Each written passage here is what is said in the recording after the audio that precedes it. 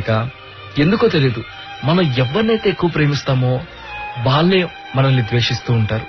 మనం ఎవరినైతే ఎక్కువ ఇష్టపడుతూ ఉంటామో వాళ్ళే మనల్ని పట్టించుకోకుండా వెళ్ళిపోతూ ఉంటారు.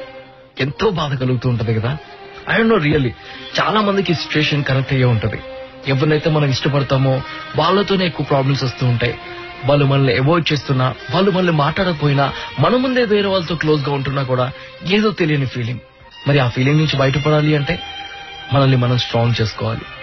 వాళ్ళే కాదు మన లైఫ్ లో ఇంకా చాలా మంది ఉన్నారు మన లైఫ్ లో అని చెప్పేసి మనకు మనం రియలైజ్ అవ్వాలి.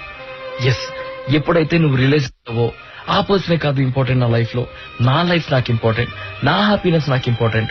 వేరే వాళ్ళ వల్ల నేను ఎందుకు బాధపడాలి, నాతో ఉన్న వాళ్ళతో నేను హ్యాపీగా ఉంటాను, నన్ను ఇష్టపడే వాళ్ళతో నేను మూవ్ ఆన్ అవుతాను అనే రియలైజేషన్ ని కలిగిందనుకోండి, ఆ పాజిటివ్ యాటిట్యూడ్ నీలోకి వచ్చిందనుకోండి, ఎలాంటి ప్రాబ్లం వచ్చినా కూడా అస్సలు ఫరక్ పడదు తెలుసా.